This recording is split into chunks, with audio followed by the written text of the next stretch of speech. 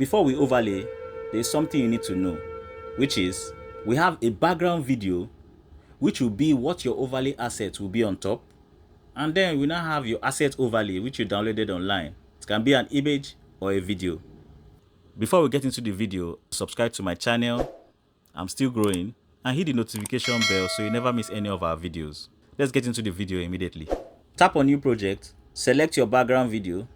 Once you have your background video on your timeline, go to the panel below your timeline and look for overlay. Tap on overlay.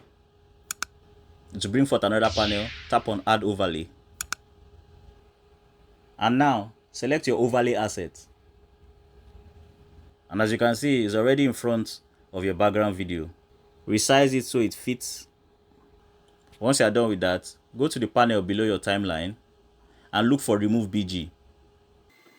Tap on the remove BG icon. Tap on chroma key. Drag the color picker to the background color in your overlay asset. Mine was black, so I selected the black color, and as you can see, it's gone, and only the pure asset I needed, which is the sparkles, is remaining in the video.